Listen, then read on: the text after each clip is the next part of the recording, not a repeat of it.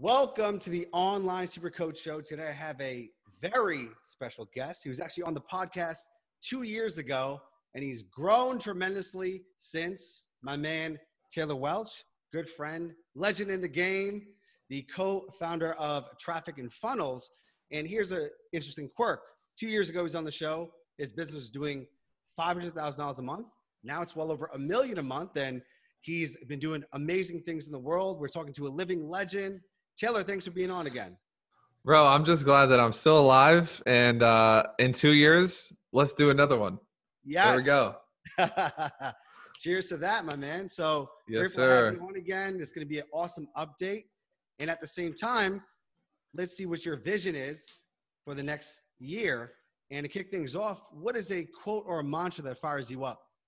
So I actually did training on this not too long ago. There's this college row team. And they decided their barometer on what was good and bad, acceptable or unacceptable was it doesn't make the boat go faster. So we've developed this saying in our offices, shut up and row, shut up and row. So many times people want something, they make a profession, a statement, a declaration. I'm going to do this for my family. I'm going to do this for the people I love. But then when it gets hard, they start making excuses. So we have it like it's written on whiteboards here in Nashville, shut up and row. Just row the boat. I love that. Shut up and row. And I want to just go back a little bit because I came to realize it's been like 4 years since you started Traffic and Funnels. And looking back over the 4 years, starting from scratch, what would you do differently? I would, you want tactical or you want, how deep do you want to go here, bro? We could go tactical and philosophical. Tactical, I would have operated out of less fear. I think it's amazing, and you can probably attest to this with your clients and even your own life, how many things we do from a motivation, a primal motivation of fear. We don't want to go back to some place that we didn't like. We want to not be poor. We want to escape this, that, or the other. But I've actually discovered in the past 6 months that, every mistake I think I've made in my life and my career has probably been because I did something out of fear or ego. Those are two of the most damaging drivers. We grew fast according to what most people think, but I think we could have done it faster if we were doing it for people. If we were really doing it for vision, for impact. I think we did a lot of things at the beginning because we had been poor our whole lives and we never wanted to go back there. But that's not the state that you're going to come up with your best ideas. You know what I mean? Yeah. It's just a tactical thing. It's scarcity, 100%. And then from a philosophical standpoint, my baby girl was born in April. I have a 7-month-old daughter. It's crazy. And I began to realize that my whole life I've operated from this position of speaking truth and speaking what is correct, but I failed to recognize the humanity in other people even when they were behaving wrong. You can stand against somebody's behavior but still love them as a person. And man, I think I made a lot of mistakes, bro. Just being honest and candid off the record. I think I called a lot of people out because I knew I was right, but I lost a lot of relationships because I actually didn't empower them to change. I just made them hate me. You know what I mean? That's something I wish I could go back and fix. You can see it in my posts. You can see it in our team. Everything is about people. And I'm not saying you can't be polarizing at all, but man, I want to go to the grave. People saying, man, he loved me even when he was telling me I was doing the wrong thing. And I missed that for a couple of years. You know what I mean? Yeah, that's very beautiful and a great way to start the show, right? It's choosing to operate from love or fear and just coming from a place of just a deeper understanding. And yes, I remember when we first connected, I just was laughing so much at your post because you had this amazing way of sharing your humor, telling the truth, and you were like the king troll slayer. And I remember you would go crazy in the comments. People are trolling you, you would troll them back. And it's interesting to see the shift you've made, since then. And so I think that still happens with the people on my team. Sometimes it's good, sometimes it's bad. But, as a leader, CEO, I just, my time is so much more potent than that. And I've moved on. I've let that season of life go away, and I'm glad. That's beautiful. I'm glad to hear that. Yeah, So man. a lot of business owners are listening and they're in a place, perhaps they're stuck, perhaps they're been a bit stagnant with their income. And they're like, wow, Taylor and Chris traffic and funnels in 2 years, 500K, 4 years, $1 million a month. Where is it going? How do I keep growing? How do I keep progressing? If someone is stuck right now, they want to break through to the next level. What advice do you have? First of all, let's just go after the root real fast. People look at us and they're like, man, I think people develop a viewpoint that the people at the top don't struggle with the same things that they do. I tell people this a lot. It's not your problems that will take you out of the game. It's actually thinking that you shouldn't have them. Yes. That will kick you out of the game. And I can assure you, me and Chris, man, things break every single day. It's crazy. To a large extent, we're still struggling with the same volume of problems that we were at the beginning. But that would be the first thing. It's just like stagnation is a little bit part of the game. Everybody has to fight a little bit of stagnation. Everybody has to fight a little bit of problems on lead flow. Everybody's got to improve their sales ability. You're never going to graduate entropy because that is life.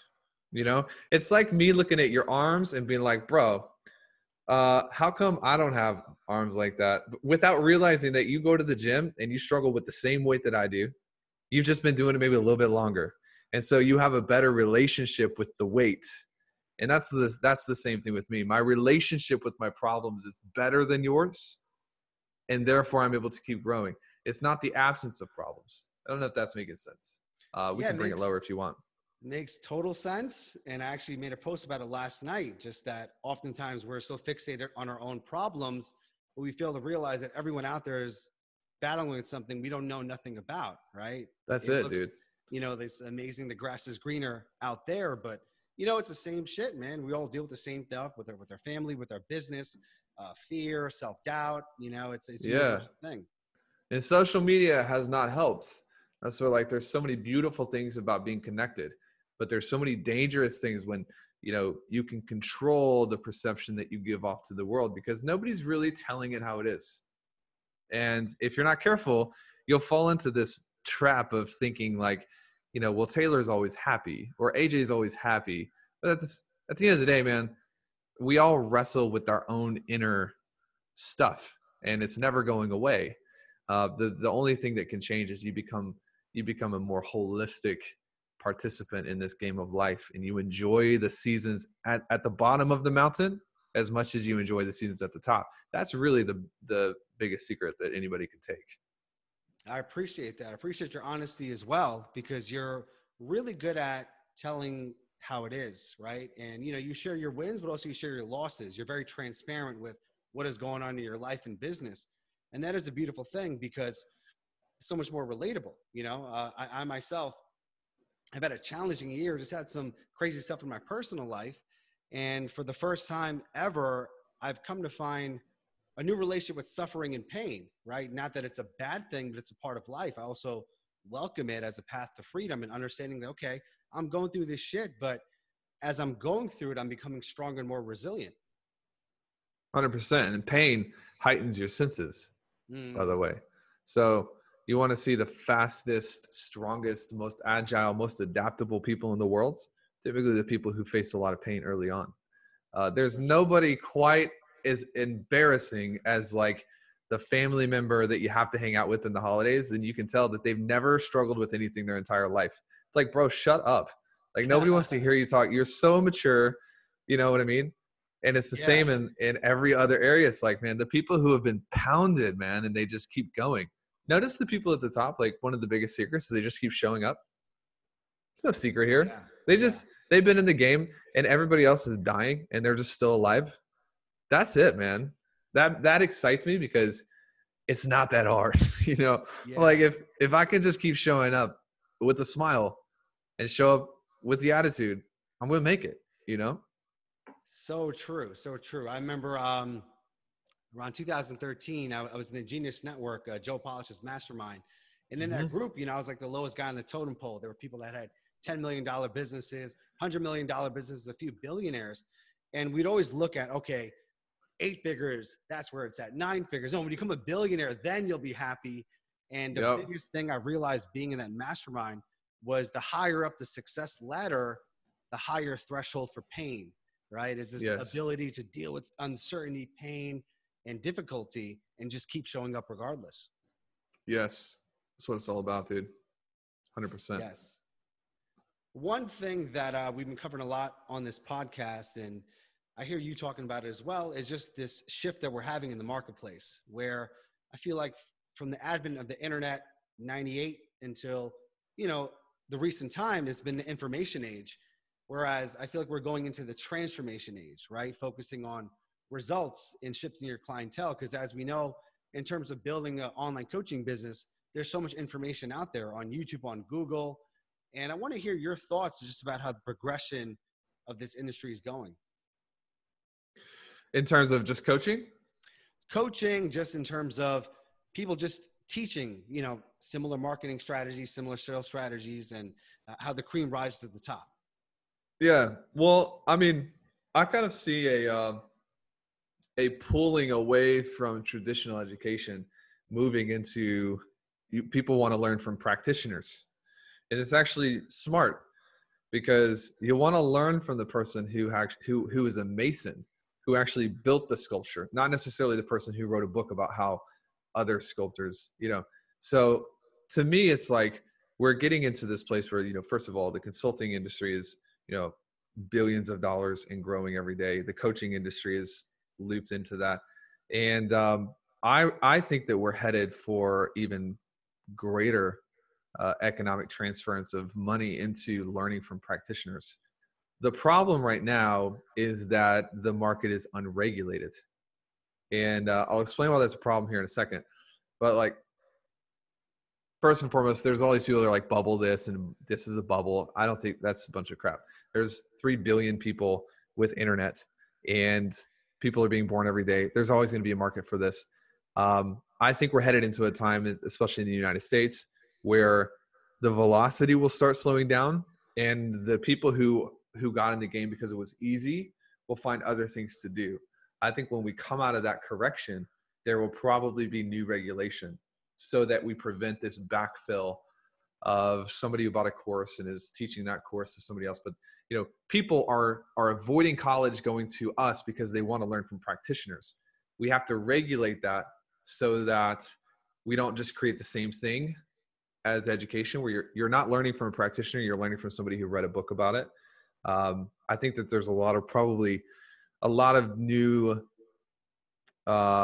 confinements and constraints coming into the market in the next 5 to 10 years that will be helpful for players like us, people at the top. I think it's going to get better. Yeah. That's a great insight, because I've been doing this for about 7 years now. And I've seen many of my students who perhaps didn't get so successful with their niche. And all of a sudden they become business coaches with very little experience. They've not had the ups and the downs. They just have some tactics and they jump into it. And you quickly see them rising quick and then failing quick. And then they disappear because there was no regulation. I'm sure you had a lot of that with your own students as well. Yeah. And part of it is client selection and evolving who you attract. We learned early on that we could kind of control and corral the types of people that were interested in working with us by who we made fun of in our marketing. Because I, for the most part, don't really want that person working closely with me or my team. Not because I think they're a bad human.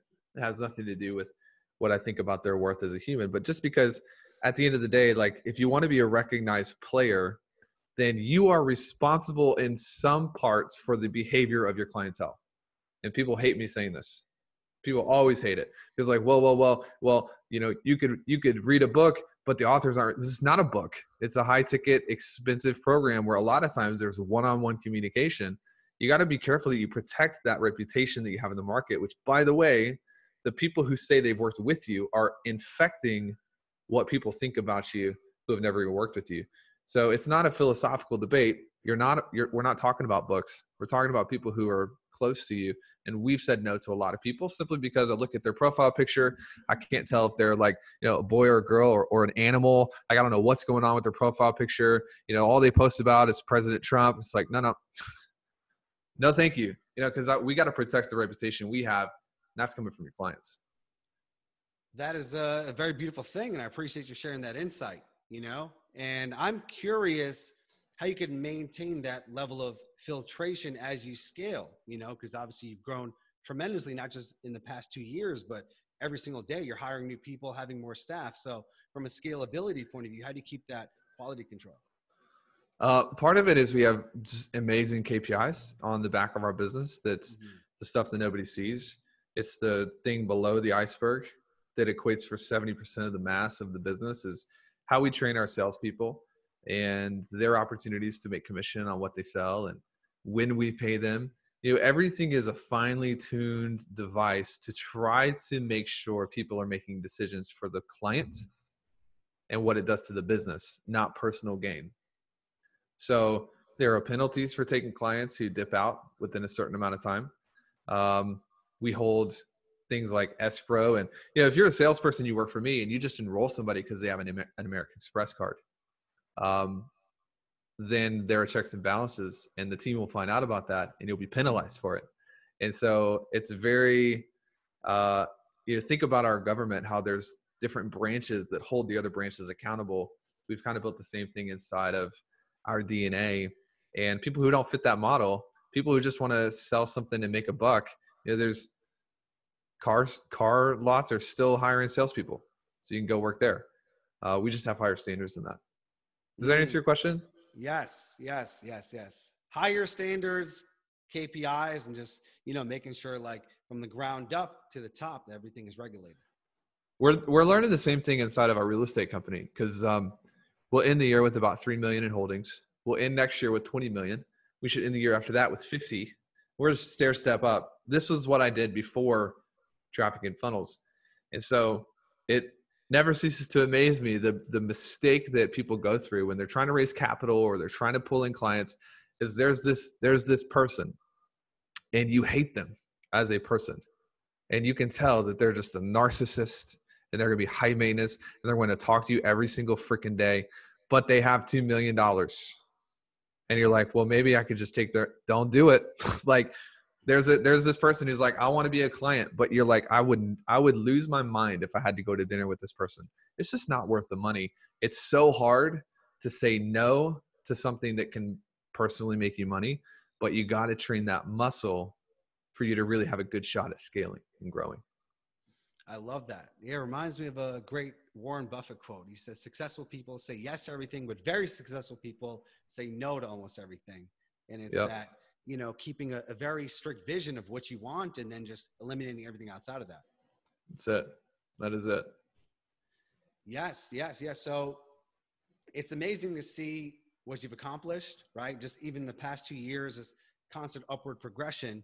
And of course, the biggest question is, like, in terms of the mindset required to go from 0 to 7 figures, 7 to 8 figures, possibly 9 figures, right? Is there a thread that you've seen within yourself to constantly up level? Probably the easiest is just your environment. And I will preach this till the day that I die, but it's so true. And I don't feel like enough people are talking about it. You literally, you are pulling what you think is good and bad. You are pulling what you think is acceptable or unacceptable from, not from yourself, but from the person sitting next to you. And as you advance, you got to really look at your circle and think, are these people advancing with me? Are they advancing as well? And I've gotten in some trouble for this, because people are like, well, all right, Mr. White rich kid, like, are you saying that all of my friends have to have more money? No, that's not what I'm saying. But you want to have a voice in who you surround yourself with. And I'm telling you right now, like, the biggest secret I've discovered is anytime we hit a new field or a new playing field, I'll go out and I'll hire a mentor that's been at that next level before, and they can look back and teach me how to behave if I'm going to hit the next level. And then I'll hit that next level and I'll hire a new mentor. And there's actually, one mentor that we've had for 3 years in a row, because we haven't gotten to a place where we've outgrown him. We haven't gotten to a place where he's been at all of the levels. And so I feel like we don't have to replace him, But this happens with your friendships. This can happen with your family. You do not want to be the person who's like, man, I'm going to be a millionaire, but all of your friends work at Sonic drive-thru. and you know what I mean? It's not Yes. mean. It's just there's a way that the world works. Biologically, we're designed with mirror neurons, and we have all of these things that actually infiltrate us like an osmosis. And if you don't control that, if you're not able to really take a handle on that, then you'll just stay stuck, you know? Yeah, I totally agree. It's the old Jim Rohn quote that you're the average of the closest people in your life, your health, your wealth, your relationships, your happiness. And it reminds me of when you hired Jay Abraham, you know, and I just knew like, wow, Taylor's going to have a massive up leveling growth with Jay because he is like the, you know, the man, right? He's one of my heroes, you know, is reading all of his books and his philosophy towards life and business. And curious to know how that experience was. Oh, it's amazing. We're still with them today. Part of that up leveling is $120,000 for 6 months of consulting. I mean, that's insane. For us at the time, we were like, this is the most expensive thing we've ever gotten in our lives. That's a house, you know? But being around somebody who has been in the game so much longer than us, you know, the word, if I could sum Jay up in a word, he may not like this. We just did an event with him in Paris, actually. He's such a good guy. He may be like, really, you couldn't have picked a better word for me. People will come up with all these different words, but this is a token of my admiration and my respect of this man. The word would be longevity. Longevity. He's found a way to be in an industry for 40 years and still love the game. He loves waking up in the morning to practice marketing. He loves people. He's probably one of the most sincere, kind-hearted individuals that I've ever come across. And this is a guy who has had opportunity after opportunity after opportunity to be jaded and bitter. And I mean, how many coaches do you have today that get in the game and then within like 6 months, they're making fun of other coaches and they're like, oh, be a coach to teach other people how to coach? Get out with that. Like there's something wrong with you if you can't maintain some sort of positivity. You can really see the people who are doing this just for money by how they communicate with and about the people around them. And I admire this about Jay because he loves everyone. And dude, he's going to be in the game a long time. I want to learn that from him, you know? Yeah, that's such a great point, right? He's one of the pioneers of direct response marketing. And to see him go through all these different phases from direct mail to infomercials to the internet, and he's still very relevant. You know, he's still very, you know, potent within the game. And you look at a lot of other people that started around his time and, you know, they stopped doing or they switched their paths. And it's amazing to see this, you know, 40-year longevity with them. Yeah, he's a good guy, man. And Yes. He's brilliant. He's still brilliant. He's still got it, bro.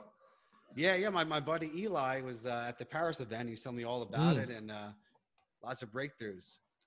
I tried to tell Eli he needed to move to Nashville, and he spurned my counsel and moved to Miami. I'm like, okay, bro, let's see. We'll see. No, I'm just kidding. He's got family in Miami, so I don't blame him a bit for that. Yes. Shout out to Eli. Good dude. Eli Wild. Yes. So Taylor, we're now going into a new year, but it's also like a new decade, right? And I know you think a lot about the future. You have an amazing vision. You call in, speaking things into existence, and boom, it happens. But I'm curious about the 10-year vision for Taylor Welch, you know, going into 230. Like, what do you want to be remembered for by 2030? Well, it's funny you asked that because I told Chris literally less than a month ago, said, I don't think I want to be known exclusively as a marketer anymore.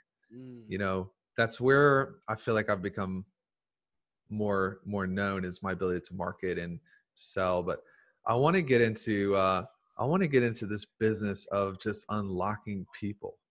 And if you come into Nashville, like behind the screen, there's 30 people. They're working in our offices in Nashville. We've got about 10 people in Charlotte. We've probably got 30 different contractors that work in our real estate sector. We're hiring people in Sales Mentor. I mean, so much of my life has become about influencing and stewarding people. This at Starbucks today with one of our marketing guys. He's 24 years old. Turned to my sales coordinator. She's 23 years old. Like, my God, man, when I was 23 years old, I was just stupid. I didn't know what was going on, you know? And to be in a position where it's like, I can give people such a significant advantage at 23, 24, 27, it blows my mind, but it also makes me be like, I need to really, most of my vision is around building leaders and building great elite level partnerships with people all over the globe. And, we'll head into next year. TF will probably do 25 to 30 mil. Wealth Cap will have 20 million in holdings. Sales Mentor will probably do 7 or 8. The money is just like, I feel like it's exciting because when you watch LeBron play and you look at the scoreboard, the Lakers need more points so that they can win, but it doesn't really matter that much. What matters is you're on the floor and there's this moment of exhilaration. Business is about the moments. I'm not going to get to my deathbed with my children and be like, in 2021, we did $35 million and that's where I knew. It just is not going to matter, bro. What's going to matter is having, a roster of 1,000 people at my funeral because I changed their life.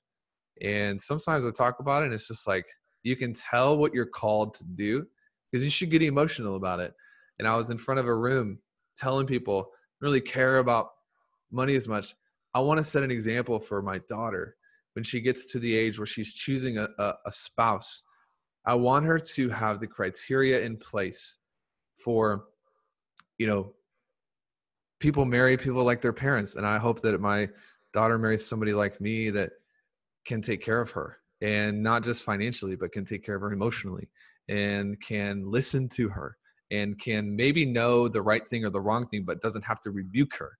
There's all these things that having like this baby has been like, whoa, like I'm doing it all wrong. I'm just rambling around right now, but hopefully you can see my heart. It's just like, I want to unlock people for what they're born to do. And nobody really, it seems like not a lot of people know what that is. And so there's a big need there. Sorry for the long-winded answer. No, that was perfect, man. I felt that in my heart. That was beautiful.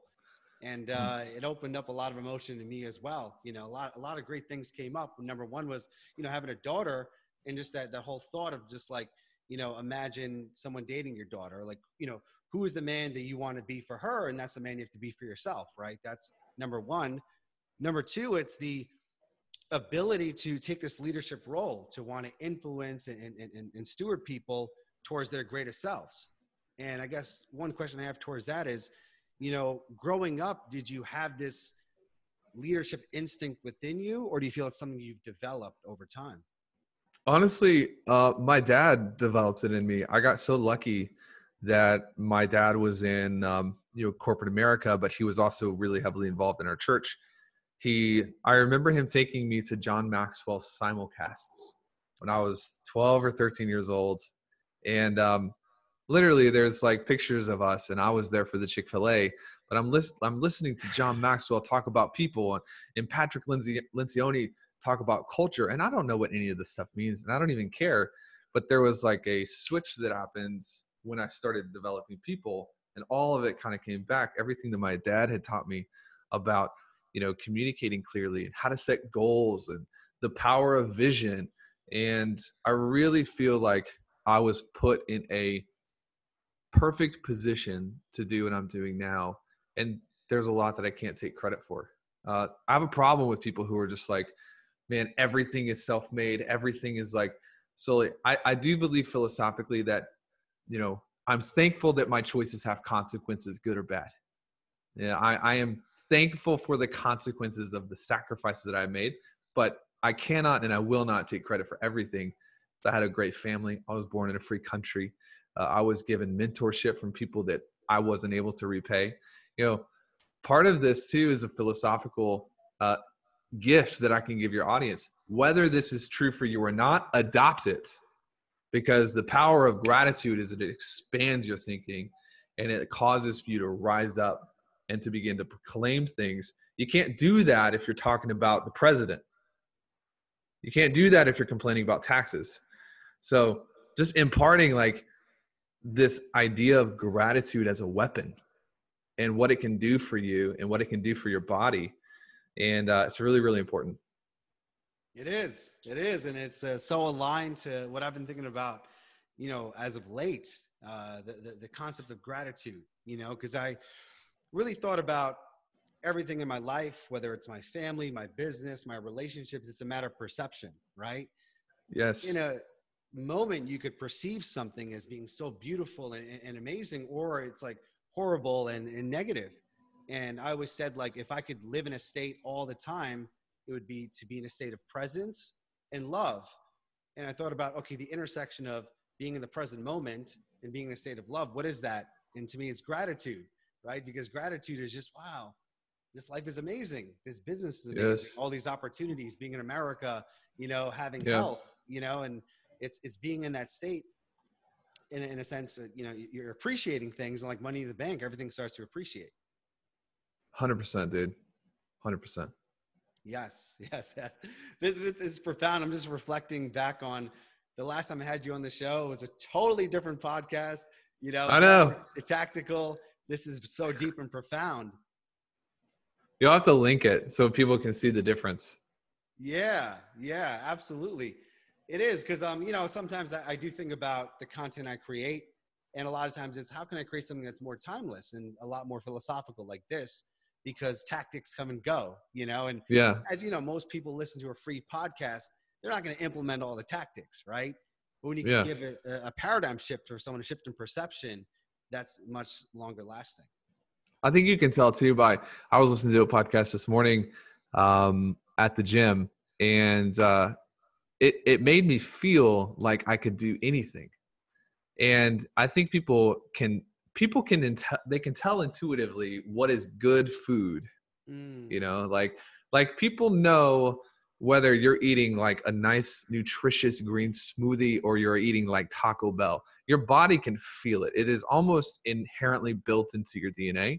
And I'll pay attention to that. Some podcasts I listen to and I'm just like, man, it's good content, but I feel like the dude's angry, or I'm getting nervous, or it's just putting me on edge. And a lot of times I'll just like kind of stop listening. But sometimes you listen to something and it's just like, this makes me feel like I can tackle the world. Put a star on that.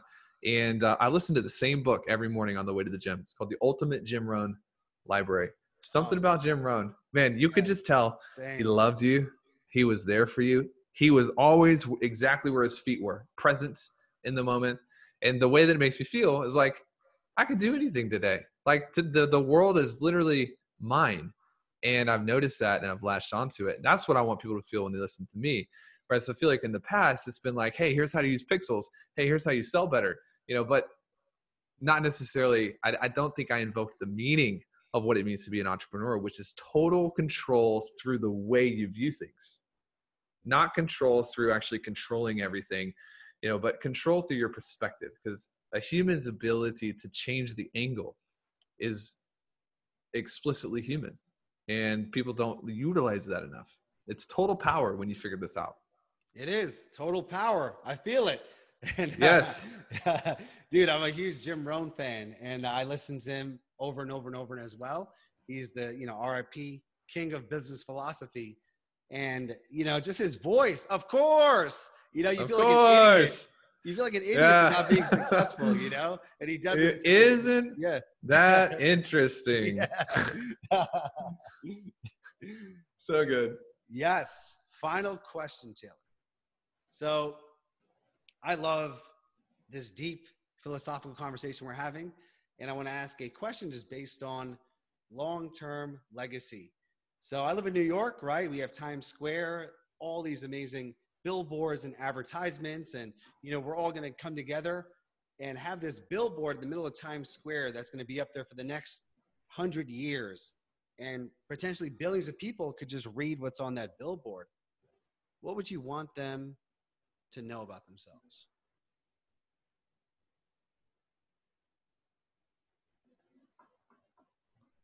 I feel like I should have had a better answer prepared for this question.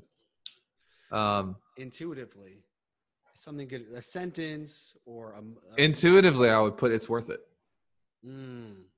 It's worth it. Intuitively, just off of gut philosophy, it's worth it.